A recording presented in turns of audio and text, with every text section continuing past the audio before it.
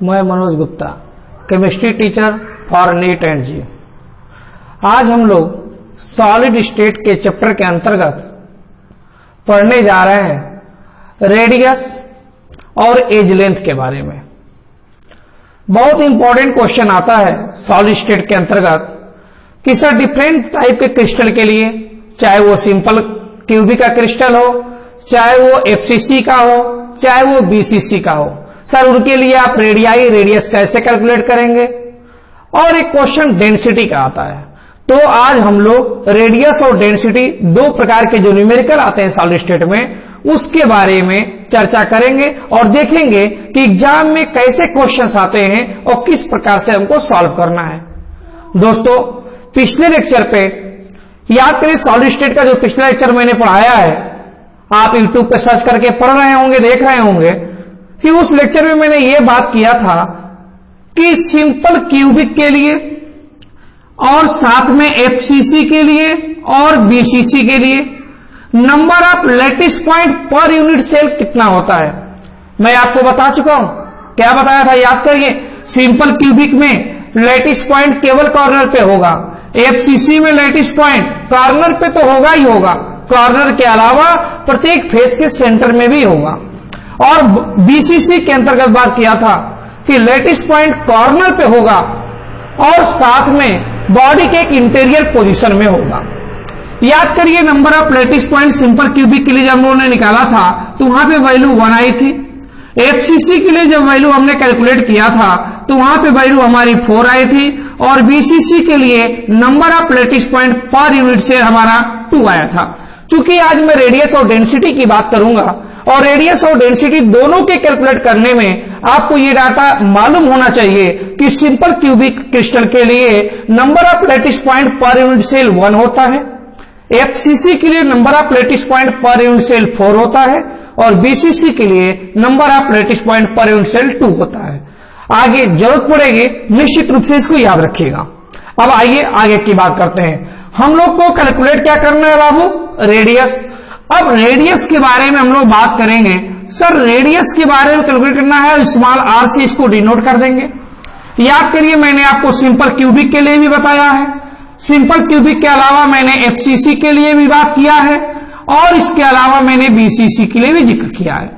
FCC के लिए मैं सीसीपी भी लिख दूंगा। एफसीसी का पूरा नाम आप जानते हैं, face centre cubic crystal. CCP का क्यूबिक क्लोज पैकिंग। जो रेडियस का फार्मूला एफसीसी के लिए होगा, ठीक वही फार्मूला सीसीपी के लिए भी होगा। बीसीसी का मतलब भी आप पूरा नाम जानते हैं, बॉडी सेंटर क्यूबिक क्रिस्टल। तो दोस्तों याद करिए, पिछले लेक्चर पे हमने बात किया था कि बेटा स्पेस लैटिस ले ले। स्पेस लैटिस का 3 डायमेंशनल नेटवर्क होता है। मान लीजिए ये मैंने स्पेस लैटिस क्रिस्टल आपको दिखाने का प्रयास कर रहा हूं। आप जरा सोचो और बताओ, अगर सिंपल क्यूबिक होगा तो लैटिस पॉइंट केवल कहां पे होगा बाबू? आप कहोगे सर सिंपल क्यूबिक में लैटिस पॉइंट केवल कॉर्नर पे होगा। और ये यूनिट सेल में 8 कॉर्नर आप दिखा दीजिए, 8 कॉर्नर पे, 8 कॉर्नर पे सभी कॉर्नर पे लैटिस पॉइंट होगा। जरा सोचो, मैं आपको बता चुका हूं कि बेटा एक पॉइंट से, एक कॉर्नर से दूसरे कॉर्नर के बीच की जो डिस्टेंस है उसको आपने बात किया था और उसको आपने बोला था एज। याद करिए, आपने कहा है सर अगर ये एज है तो इसकी जो लंबाई होगी उस लंबाई को एज लेंथ बोलेंगे। बिल्कुल बोलिएगा यार। सर एक बात और सोचिए कि अगर इस कॉर्नर पे लैटिस पॉइंट है तो निश्चित रूप से अगर ये लैटिस पॉइंट है तो इस लैटिस पॉइंट को हम लोग सपोज करिए इसे डिनोट कर दिए। अब ये लैटिस पॉइंट जो हमारा है बाबू, इस लैटिस पॉइंट का यहां से लेकर यहां तक ये पूरी डिस्टेंस डायमीटर कहलाएगी। लेकिन ये जो हाफ डिस्टेंस, आधी डिस्टेंस होगी, इसी को तो आप रेडियस बोलेंगे। बिल्कुल बोलेंगे। उसी तरह से इस कॉर्नर पे भी लैटिस पॉइंट होगा। जरा सोचो कि इस कॉर्नर पे जब लैटिस पॉइंट होगा बाबू तो यहां पर भी आधी दूरी को आप रेडियस बोलेंगे और इस पूरी दूरी को यहां से लेकर यहां तक आप एज बोलते हो। और एज को मैं पिछले लेक्चर में बता चुका हूं, स्मॉल a के द्वारा डिनोट करते। तो सिंपल क्यूबिक में चूंकि लैटिस पॉइंट केवल कॉर्नर पे होते हैं, इस कारण से एज लेंथ की जो वैल्यू होगी स्मॉल a के, वो बराबर होगी किसके? सर स्मॉल r मतलब ये रेडियस और इस पॉइंट का भी ये रेडियस, तो r प्लस आर का मतलब आप लिखना चाहें तो 2r लिख सकते हैं। तो यहां से अगर रेडियस बताएं बाबू तो r is equal to a/2। जहां पे कोई पूछेगा r किसको डिनोट करता है, आप बोलेंगे रेडियस को। कोई पूछेगा स्मॉल a किसको डिनोट करता है, आप बोलेंगे एज लेंथ को। तो स्मॉल a एज लेंथ है बाबू, और ये 2 आपको। तो जब भी कभी भी आपको सिंपल क्यूबिक के लिए रेडियस क्वेश्चन में पूछेगा, एज लेंथ में से 2 से डिवाइड कर दीजिएगा, आपको आसानी के साथ रेडियस पता चल जाएगा। अब आप कहोगे सर एफसीसी के लिए, याद करिए एफसीसी के बारे में आप जानते हैं, क्या जानते हैं सर, ये क्रिस्टल ले लीजिए। इस क्रिस्टल के बारे में मालूम है कि सर एफसीसी का मतलब है कि लैटिस पॉइंट कॉर्नर पे तो सर पाया ही जाएगा, इस कॉर्नर के अलावा सर पाया जाएगा प्रत्येक फेस के सेंटर में। और आपको मैं बता चुका हूं कि फेस का मतलब आप समझेंगे फर्श, छत, दीवार। जैसे एक रूम है मान लीजिए, तो इस रूम के अंदर कितने फेस होंगे, आपसे मैं पूछूंगा तो आप कहेंगे सर एक ऊपर वाली छत, एक नीचे वाली फर्श। तो एक फेस, ये 2 फेस, इधर वाली दीवार 3, इधर वाली दीवार 4, सामने वाली दीवार 5 और ये दीवार 6। तो एक यूनिसेल में 6 फेस हैं। तो बाबू जरा सोचो कि यहां पर भी अगर बात करेंगे तो निश्चित रूप से फेस होगा, और फेस होगा तो सर ये भी फेस होगा कि नहीं होगा, का बिल्कुल। छत अगर मानोगे तो ये सेंटर में फेस होगा, इस फेस को इस फेस पे लैटिस पॉइंट डिनोट कर रहे हैं आप। सर ये जरा सोचिए कि अगर इसको डिनोट कर रहे हैं तो इस लैटिस पॉइंट को आपने कहा स्मॉल r, इसका भी आप बोलेंगे स्मॉल r, और इस जो फेस के सेंटर पर लैटिस पॉइंट है सर इधर स्मॉल r होगा, इधर स्मॉल r होगा। इसका मतलब ये स्मॉल r, ये स्मॉल r, ये स्मॉल r, ये स्मॉल r। टोटल आप देखें कितने r हो गए, 1 2 3 4। तो आपको मालूम है सर यहां पर देखें, टोटल हम देखें तो 4 रेडियस मिल रही है हमें। ये फेस वाले सेंटर का लैटिस पॉइंट का ये r प्लस r का मतलब डायमीटर, एक डायमीटर में 2 रेडियस, इसलिए टोटल मिलकर 4 रेडियस। सर इस कॉर्नर से लेकर इस कॉर्नर तक मैथमेटिकल भाषा में हम लोग कैसे पूछेंगे, आपने पढ़ा होगा मैथ्स में। सर अगर यहां से यहां पहुंचना है तो ये डिस्टेंस हम ट्रेवल कर रहे हैं, और ये साथ में देखें आप कि आपने देखा क्या सर ये डिस्टेंस भी हम ट्रेवल कर रहे हैं, बिल्कुल कर रहा है। सर यहां पर भी देखें उसी प्रकार से नोट कर सकते हैं, सर ये डिस्टेंस ट्रेवल कर रहे हैं, ये डिस्टेंस ट्रेवल कर रहे हैं, इस कॉर्नर से इस कॉर्नर आने में ये डिस्टेंस, ये डिस्टेंस। और आपको मालूम है ये सर एज लेंथ है, आपको मालूम है ये भी सर एज लेंथ है। इसका मतलब सर एफसीसी के केस में चूंकि इस कॉर्नर पे लैटिस पॉइंट था, फेस के सेंटर में भी लैटिस पॉइंट था, और इस कॉर्नर से इस कॉर्नर पहुंचने में ये डिस्टेंस ट्रेवल करनी पड़ी।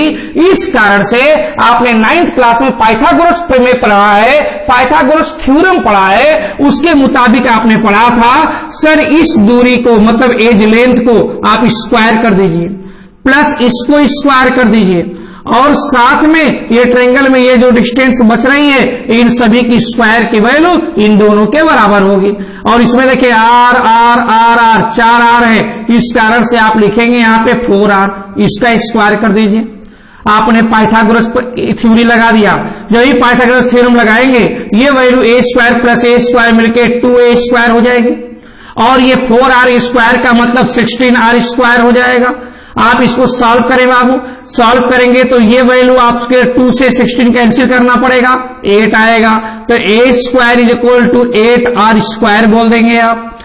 जरा सोचो, मुझे अगर रेडियाई पता करनी है, 8 को आप अंदर लाइए, इधर लाइए, जब 8 को इधर लाएंगे आप तो r इज इक्वल टू, जरा सोच के देखना, यहाँ पे ये a स्क्वायर अपान ये वैल्यू 8 है और ये स्क्वायर रूट करना पड़ेगा। जब इसको सॉल्व करेंगे आप तो a बाहर निकल जाएगा। सर ये 1 अपान, यहाँ पे स्क्वायर रूट में देखना, ये अंडर रूट 8 है, 8 को आप जानते हैं 2 इंटू 2 इंटू 2, तो इसका मतलब ये कपल बना के एक 2 बाहर निकालेंगे, तो 2 जब बाहर निकालेंगे तो बचेगा क्या बाबू आपके पास। सर यहाँ पे हमारे पास इसको जब सॉल्व करेंगे, सॉल्व करने के बाद पूरी तरह से ये radius is equal to value आएगी a अपान 2 रूट 2। अगर मैं इसको सॉल्व कर दूं, जरा सोचो, मैं ऊपर नीचे अगर अंडर रूट 2 से मल्टीप्लाई कर दूं, सर रूट 2 से अगर मल्टीप्लाई कर देंगे तो रूट 2 से मल्टीप्लाई करने के बाद डाटा आएगा r इज इक्वल टू √2 और ये √2 मल्टीप्लाई होके 2 होगा, 2 × 2/4। सर ये रेडियस का फार्मूला हो गया। आप देखें एफसीसी या सीसीपी अगर क्वेश्चन में लिख के आएगा तो रेडियस इज इक्वल टू क्या बताएंगे आप, एज लेंथ मतलब स्मॉल a × √2/4। ये फार्मूला लगाएंगे, तब लगाएंगे जब आपसे रेडियस पूछेगा, किसके लिए, एफसीसी के लिए। सर बीसीसी के लिए बताइए। और बीसीसी के लिए भी आपको मैं समझा देता हूं फार्मूला कैसे आता है। सर यहां पर एक हमने ये ले लिया यूनिट सेल, इस यूनिट सेल को मैं आपके सामने रिप्रेजेंट कर दे रहा हूं। आप देखना बाबू, अगर बीसीसी होगा तो कॉर्नर पे तो सर लैटिस पॉइंट पाया ही जाएगा, कॉर्नर पे लैटिस पॉइंट पाया जाएगा, साथ में बॉडी के एक सेंटर में भी होगा। और आपको मालूम है सर बॉडी के जब सेंटर में लैटिस पॉइंट पाया जाएगा तो जरा सोचो, इस लैटिस पॉइंट का जो बॉडी के सेंटर में है इसके अंदर भी हमको मालूम है सर इस लैटिस पॉइंट में 2 R होंगे, और 2 R होंगे मतलब डायमीटर बराबर रेडियस का 2 टाइम्स, तो 2 R को मिला के हम लोग डायमीटर बोल रहे हैं, और इसका एक रेडियस इस पॉइंट का स्मॉल r। जरा सोचो इस पॉइंट से इस पॉइंट पहुंचने में हमको कितनी दूरी ट्रेवल करनी पड़ेगी। सर ये एज लेंथ और ये एज लेंथ, ये 3 एज लेंथ अगर कवर करेंगे तो यहां से इस कॉर्नर से लेकर इस कॉर्नर पे आप पहुंच जाएंगे। इसका मतलब कि मैं यहां पे अगर देखूं तो a² पाइथागोरस अगर थ्योरम लगाएं तो a² फिर इसके लिए प्लस a² फिर इसके लिए plus a² is equal to, अब बाबू ये बॉडी का सेंटर है, बॉडी के सेंटर में बॉडी के बीच में एक लैटिस पॉइंट है और 2 ये कॉर्नर पे है, तो इसका स्मॉल r। आप पूछना इसका स्मॉल r क्यों ले रहा हूं, इसको मैं 2r क्यों नहीं ले रहा हूं, नहीं ले सकता क्योंकि आधा r तो बाहर निकला होगा, दूसरे यूनिट सेल में इन्वॉल्व होगा। यहां पे स्मॉल r लिया, ये 2r और ये स्मॉल r मिला के कितना हो जाएगा 4r। पाइथागोरस थ्योरम लगा रहे हैं तो स्क्वायर कर देंगे, a² ऐड कर दीजिए 3a² हो जाएगा इज इक्वल टू 16r² हो जाएगा। ठीक उसी जैसे ये सॉल्व किया बेटा, इसको भी सॉल्व करिएगा। सॉल्व करेंगे तो आपकी value r is equal to आएगी √3a/4। जब सॉल्व करिएगा तो यही डाटा निकल के आएगा। आप देखिए क्या हो रहा है। सर जिस समय एफसीसी के लिए रेडियस कर रहे थे एज लेंथ में √2 का मल्टीप्लाई था, लेकिन जब बीसीसी के लिए रेडियस निकाल रहे हैं तो एज लेंथ स्मॉल a में √3 का मल्टीप्लाई है। आप इतना याद रखिएगा, इसमें रेडियस में ऊपर एज लेंथ में √2 का मल्टीप्लाई है एफसीसी के लिए, और इसमें √3 से मल्टीप्लाई है बीसीसी के लिए। दोनों में 4th डिवीजन है, लेकिन बस √2 √3 याद रखिएगा। अच्छा कभी कभी कैलकुलेशन में आपको ये समस्या आएगी सर √2 की वैल्यू क्या होती है, आप जानते हैं 1.41। कोई आपसे पूछेगा √2 की वैल्यू क्या है तो आप बता दीजिएगा 1.41। अगर मान लीजिए √3 की वैल्यू आपको नहीं मालूम होगी तो जान लीजिए 1.73, ये वैल्यू रख दीजिएगा और निश्चित रूप से आंसर निकल जाएगा। अब बात होती है सर कैसे लगाएंगे, अब इसके लिए फार्मूला क्या अप्लाई करेंगे, आइए देखते हैं। याद रखिए मैं इसको रफ करने जा रहा हूं। जब भी सिंपल क्यूबिक के लिए क्वेश्चन पूछेगा रेडियस a/2 लगाएंगे। एफसीसी सीसीपी क्वेश्चन में दिया होगा रेडियस का फार्मूला √2/4 लगाएंगे। जिस समय बीसीसी का क्वेश्चन में जिक्र होगा रेडियस √3a/4 लगाएंगे। √2 की वैल्यू क्वेश्चन सॉल्व करते समय 1.41 रखेंगे, √3 की वैल्यू 1.73। आइए 2-4 प्रैक्टिस करें तब जाके आपका कॉन्सेप्ट क्लियर होगा। अब क्वेश्चंस में प्रैक्टिस कराता हूं, क्वेश्चंस आपके सामने रखता हूं और उस क्वेश्चन को आप सॉल्व करिएगा। उसके बाद सबसे पहले मान लीजिए मैं एक क्वेश्चंस आपके सामने रखता हूं, क्वेश्चंस लिख देता हूं। इसमें क्वेश्चन में है द लेंथ ऑफ मीट का क्वेश्चन है, इसको आप देख लीजिए। मैं क्वेश्चंस आपको देख के लिख देता हूं, आप उसके सॉल्व कर दीजिएगा। The length of unit cell edge of a body center cubic metal crystal is 352 picometer. Calculate radius of metal. कह रहा है कि रेडियस ऑफ मेटल। आप क्वेश्चन पढ़िए, आपके कह रहा the length of unit cell edge length question में दे रखा है, कितना दे रखा है 352 पिकोमीटर। स्मॉल ए की वैल्यू बाबू आपको 352 पिकोमीटर दे रखा है। अब बात होती है, कह रहा है calculate radius of metal, radius sir calculate करिए। अब आपके सामने समस्या ये आती है कि सर रेडियस के आपने 3 फार्मूले भी पढ़ाए हैं, एक सिंपल क्यूबिक का, एक एफसीसी का और एक बीसीसी का। कौन सा फार्मूला यहां अप्लाई करें? आप देखिए क्वेश्चन में कह रहा है बॉडी सेंट्रल क्यूबिक, मतलब बीसीसी का जिक्र कर रहा है। और बीसीसी के फार्मूला मैंने क्या लिखा है, अभी आप देखिए बीसीसी का फार्मूला लिखा है R = √3a अपान 4, और √3 की वैल्यू आपको मालूम है 1.73 रख दीजिएगा। एज लेंथ क्वेश्चन में दे रखा है और यहां से आप रेडियस कैलकुलेट कर लेंगे। अच्छा, बात कभी कभी आती है ना, अगर एज लेंथ पिकोमीटर में दिया है तो कभी कभी क्वेश्चंस में रेडियस का आंसर भी पिकोमीटर में ही होता है, लेकिन कभी कभी दिक्कत भी होती है। कभी कभी रेडियस का आंसर जो ऑप्शन मिलेगा वो पिकोमीटर के बजाय कभी सेंटीमीटर में दे देगा, कभी एंगस्ट्रॉम में दे देगा। तो आपको मालूम होना चाहिए कि 1 पिकोमीटर = 10⁻12 मीटर होता है और 1 पिकोमीटर = 10⁻10 सेंटीमीटर होता है। 1 पिकोमीटर = 10⁻2 एंगस्ट्रॉम होता है। तो क्वेश्चन में मीटर में तो कन्वर्ट करने के लिए ऑप्शन नहीं कहेगा, लेकिन 1 पिकोमीटर को सेंटीमीटर में अवश्य कन्वर्ट करने की कभी कभी जरूरत पड़ती है। कभी कभी क्वेश्चन में रेडियस का जो ऑप्शन देगा डायरेक्ट पिकोमीटर ना देके वो सेंटीमीटर में दे देगा, तो आप यहां से कैलकुलेट कर लीजिएगा। ये रेडियस आपका पिकोमीटर में आएगा, जितना पिकोमीटर आएगा उसको सेंटीमीटर में कैलकुलेट कर लीजिएगा, कन्वर्ट कर लीजिएगा। कभी कभी एंगस्ट्रॉम में ऑप्शन होगा तो जो भी पिकोमीटर आएगा एंगस्ट्रॉम में कन्वर्ट कर लीजिएगा। अब ये डिपेंड करता है कि ऑप्शन में क्या दिया है, आपको मैंने बता दिया कन्वर्ट कैसे करेंगे। अब इस तरह से क्वेश्चन आप रेडियस का निश्चित रूप से कैलकुलेट कर लेंगे। आपको मैं आंसर बता देता हूं, इस क्वेश्चन में जो रेडियस की वैल्यू आएगी 152.42 पिकोमीटर आएगा। आप जब सॉल्व करेंगे तो ये डाटा आपको आएगा, आप लगा लीजिएगा, मुझे निश्चित विश्वास है आप इस क्वेश्चन को सॉल्व कर लेंगे। एक क्वेश्चन और मैं बताता हूं आपको कि अगला क्वेश्चन में क्या कैसे पूछ सकता है और कैसे आप सॉल्व करेंगे।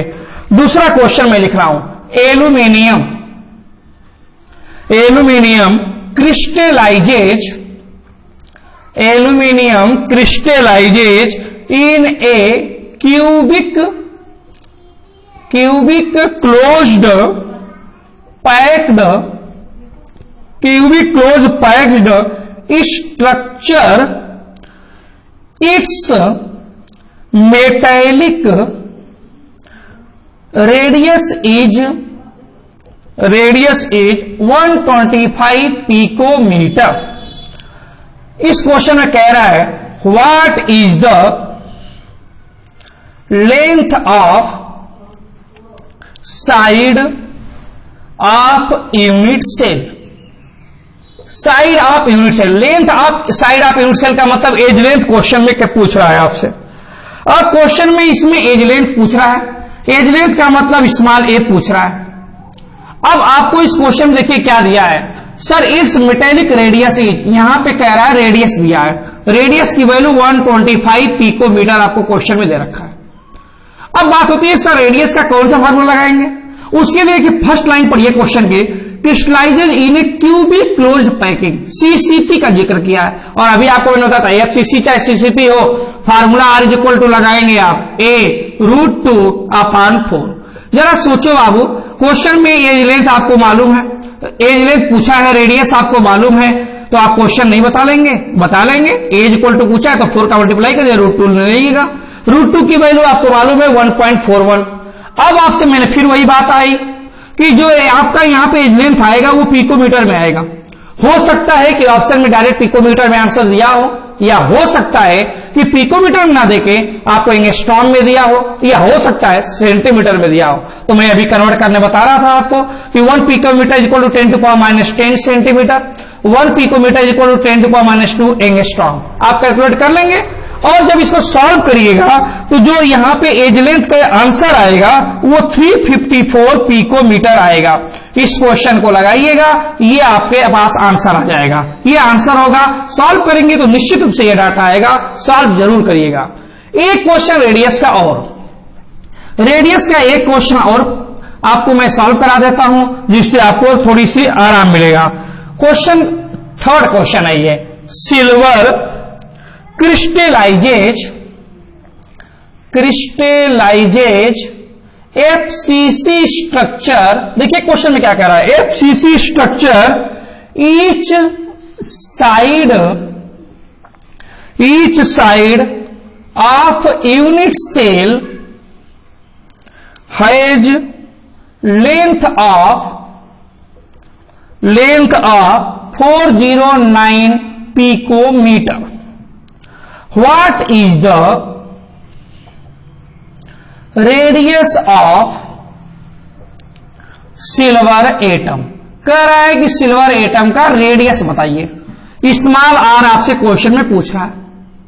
क्वेश्चन में कह रहा है इस side of the unit cell, मतलब एज लेंथ क्वेश्चन में दिया है 409 पिकोमीटर।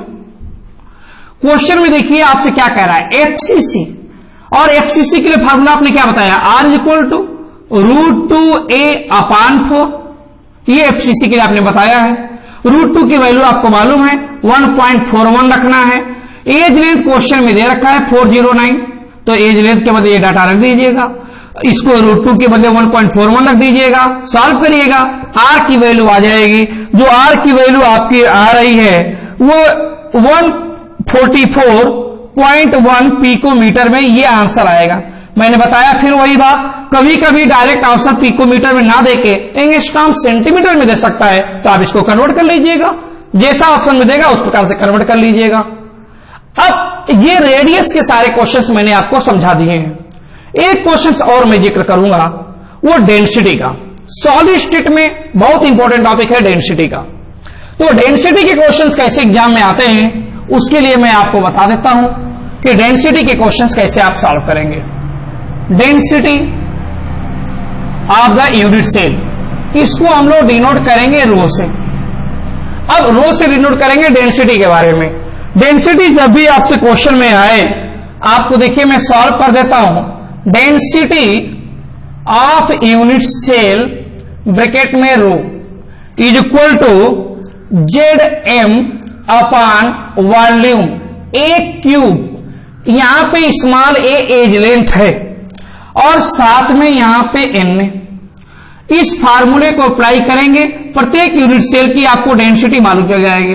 अब पूछा जाएगा कौन क्या है, सर जेड यहां पे क्या है, जेड को आप बताएंगे number of lattice point, number of lattice point per unit cell. अब आपको ये बात मालूम होनी चाहिए कि जेड जब number of lattice point per unit cell indicate कर रहा है, तो अगर क्वेश्चन में सिंपल क्यूबिक होगा तब तो नंबर ऑफ लैटिस पॉइंट 1 रखेंगे, लेकिन क्वेश्चन में अगर एफसीसी का भी दे देगा तो एफसीसी में बताया नंबर ऑफ लैटिस पॉइंट 4 हो जाएगा, और क्वेश्चन में अगर वीसीसी दे देगा तो नंबर ऑफ लैटिस पॉइंट 2 हो जाएगा। ये डाटा आपको मालूम होना चाहिए, पिछले लेक्चर में मैं समझा चुका हूं ये। अब स्मॉल एम क्या है, सर स्मॉल एम है एटॉमिक वेट या atomic mass of the metal, metal या एटम लिख सकते हैं।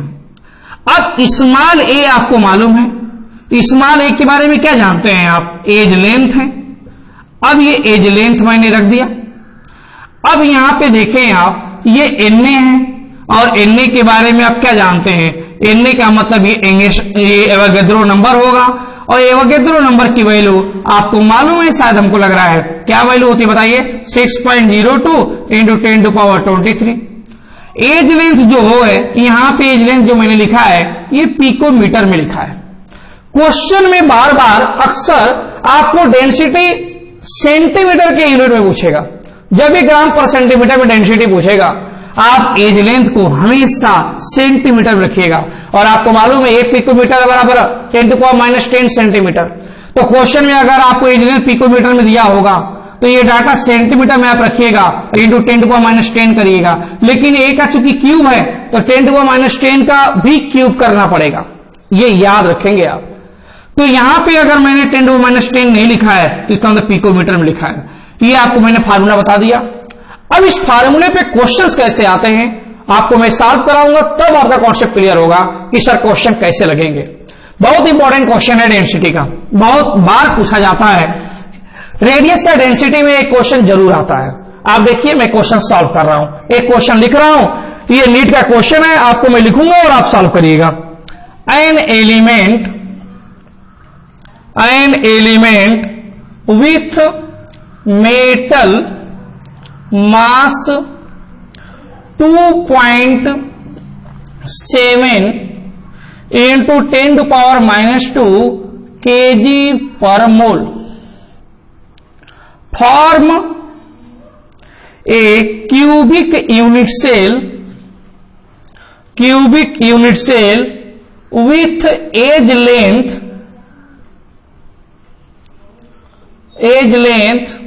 405 picometer. If the density is 2.7 into 10⁻³ kg per meter cube, what is the nature of crystal? कह रहा है क्रिस्टल का नेचर कैसा होगा। अब आप इस क्वेश्चन को पढ़ें। नेचर ऑफ द क्रिस्टल का मतलब क्या? आपको अगर जेड की वैल्यू मालूम चल जाए दोस्त, अगर मान लो जेड की वैल्यू 1 आ जाए तो इसका मतलब क्रिस्टल सिंपल क्यूबिक है। अगर जेड की वैल्यू मान लो 2 आ जाए तो इसका मतलब बीसीसी बॉडी सेंटर्ड क्यूबिक है। लेकिन जेड की वैल्यू अगर 4 आ जाए तो इसका मतलब फेस सेंटर्ड क्यूबिक एफसीसी है। सर इसकी वैल्यू अगर मुझे मालूम चल जाए ना तो हम लोग इस क्वेश्चन का नेचर जो पूछा है वो नेचर बता देंगे। लेकिन इसकी वैल्यू मालूम चलेगी तब सर जब हम लोगों को रो डेंसिटी मालूम हो, जब हम लोगों को एज लेंथ मालूम हो और ये एटॉमिक वेट मालूम हो। सर हम लोगों को ये एवोगाड्रो नंबर तो मालूम ही है 6.0 to 10⁻23। अब कैसे सॉल्व करें? देखिए इस क्वेश्चन में क्या दिया है, आपको मास दिया है, मतलब मॉलिक्यूलर मास जो आप बात कर रहे हैं ये मास आपको दे रखा है क्वेश्चन में। आप क्वेश्चन की सेकेंड लाइन पढ़े तो form a cubic unit cell with edge length 405 picometer, मतलब एज लेंथ भी दिया है आपको क्वेश्चन में। और क्वेश्चन की लास्ट लाइन पढ़िए तो क्वेश्चन में डेंसिटी भी दिया है। तो आपको क्वेश्चन में ये डेंसिटी मालूम है, क्वेश्चन में ये मॉलिक्यूलर मास मालूम है, क्वेश्चन में आपको ये एज लेंथ दिया है 405।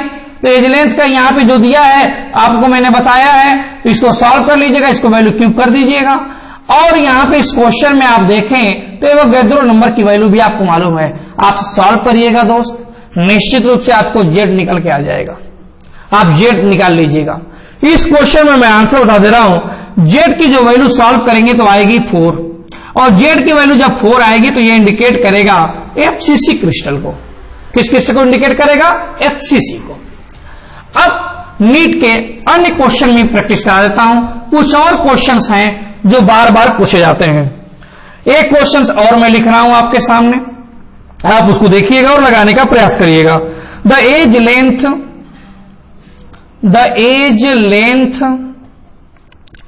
Of unit cell of metal having molecular weight 75 gram per ml is 5 angstrom. The metal crystallizes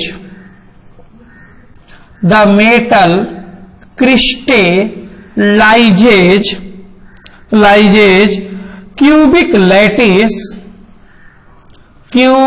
lattice if the density is 2 gram per cc, then find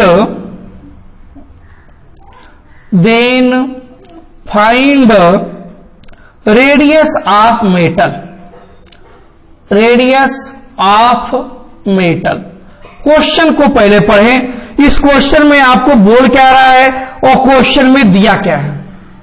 आप इस पहले क्वेश्चन को पढ़िए। कह रहा था edge length of unit cell of metal having molecular weight 75। अब आपको क्वेश्चन में कह रहा है gram per ml is 5 angstrom. आपको एज लेंथ क्वेश्चन में 5 एंगस्ट्रॉम दे रखा है। The metal crystallizes cubic lattice if the density is 2 gram per cc then find the radius of metal. दोस्त पहले याद करो, रेडियस पता करने के लिए आपको यह मालूम करना पड़ेगा कि सर एज लेंथ कितनी है। क्वेश्चन में एज लेंथ तो दिया था, अब आपको एज लेंथ ये क्वेश्चन में दिया है 5 एंगस्ट्रॉम, लेकिन साथ में यह मालूम करना पड़ेगा कि किस प्रकार का क्रिस्टल है, तभी आप रेडियस का फार्मूला लगा पाएंगे। हमको यह नहीं मालूम है कि ये क्रिस्टल किस प्रकार का है। आपको यह मालूम करने के लिए क्या करना पड़ेगा? सर ये मालूम करने के लिए हम लोगों को यहां से जेड निकालना पड़ेगा। अगर हमें जेड मालूम चल जाए तो जेड की वैल्यू के अनुसार ये पता कर लेंगे कि क्रिस्टल का नेचर कैसा है। जेड पता करने के लिए आपको रो मालूम होना चाहिए, एम मालूम होना चाहिए, एज लेंथ ए मालूम होना चाहिए, एक दो नंबर खैर आप जानते हैं। क्या इस क्वेश्चन में रो दिया है? आप बोलेंगे हाँ सर ये दिया है। The edge length of unit cell of metal having molecular weight 75 gram per ml। Sir यहां पे आप देखें is 5 angstrom. The metal crystallizes cubic lattice if the density is, ये डेंसिटी रो दिया है। अब इस डेंसिटी की वैल्यू यहां पे आप रख दीजिएगा। अब आपको यहां पे देखे ए क्यूब की वैल्यू आपकी बात कर रहा हूं, यहां पे ए क्यूब की वैल्यू, ए की वैल्यू आपको मालूम है क्या 5 एंगस्ट्रॉम, तो ए की वैल्यू ये रख दीजिएगा। मॉलिक्यूलर मास आपको 75 रख दीजिएगा, तो मॉलिक्यूलर मास 75 रख देंगे। रो की वैल्यू आप 2 रख दीजिएगा, ए की वैल्यू आप रख दीजिएगा और ए की वैल्यू रख देंगे तो आपको जेड निकल के आ जाएगा। अब सर ए की वैल्यू रखने पे चलिए जेड निकल के आ जाएगा। ये बताइए ए की वैल्यू किसमें, पिकोमीटर में रखेंगे कि सेंटीमीटर में? चूंकि डेंसिटी सेंटीमीटर में दिया है, सीसी में दिया है, इसलिए इस डाटा को आप सेंटीमीटर में रखिएगा। 5 × 10 टू पावर। अब सेंटीमीटर में रखेंगे तो 1 एंगस्ट्रॉम बराबर 10 टू पावर माइनस कितना होता है 8 सेंटीमीटर, तो -8 रख के सॉल्व करिएगा, जेड आपको निकल आएगा। जो जेड निकलेगा ना बाबू इस क्वेश्चन में आप निकाल के लगाइएगा। इस क्वेश्चन में जेड की वैल्यू 2 आएगी और जेड की वैल्यू 2 आने का मतलब वो इंडिकेट करेगा बीसीसी को, और बीसीसी के लिए फार्मूला रेडियस का मैंने बताया था √3a/4। अब इस फार्मूला का यूज करिएगा। रेडियस क्वेश्चन में पूछा था तो स्मॉल ए की वैल्यू आपको मालूम है और ये यहां पे आप सॉल्व करिएगा, आंसर निकल के आ जाएगा। इस तरह से क्वेश्चन पूछेगा। एक क्वेश्चन और मैं नेट का आपको सॉल्व कराऊंगा, उस क्वेश्चन को भी देखिएगा कैसे क्वेश्चन निकलेगा। लास्ट क्वेश्चन है डेंसिटी का, सॉल्व करता हूं, लगाता हूं इसको। यहां पे देखें, an element has BCC structure with cell age of 288 picometer. The density of metal is 7.2 gram per centimeter cube. How many atoms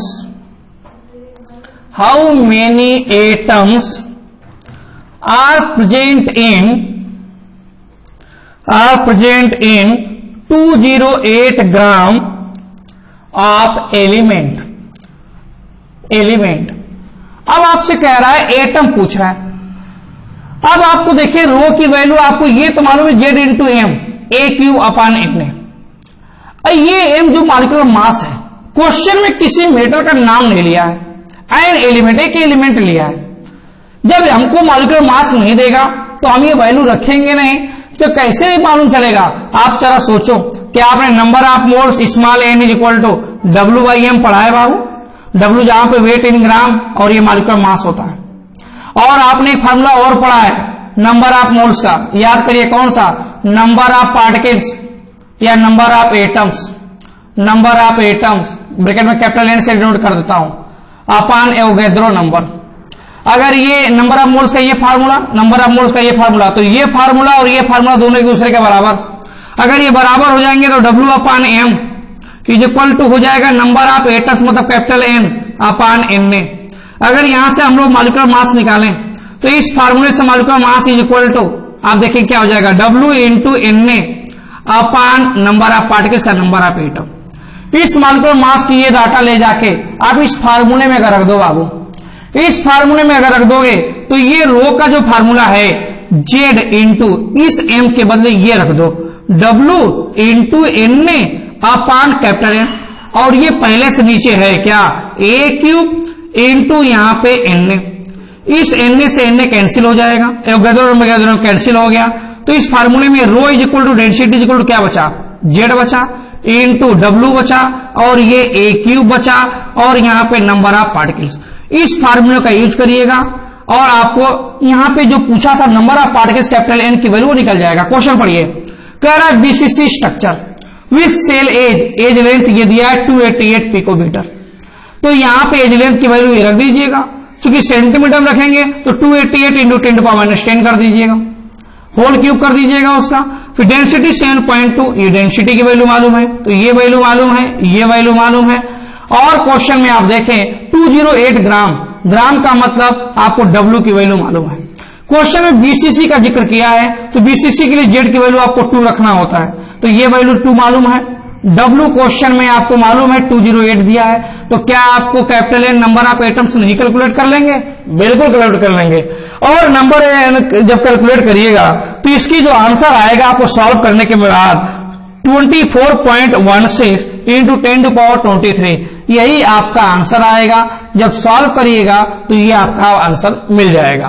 तो सॉलिड स्टेट में आज हम लोग न्यूमेरिकल के टॉपिक पढ़े हैं।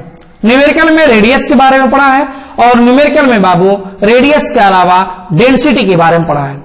आप निश्चित रूप से इस वीडियो को बार बार देखिएगा और जितने वेराइटीज के क्वेश्चंस आते हैं उस क्वेश्चंस को मैंने निश्चित रूप से सॉल्व करा दिया है। धन्यवाद।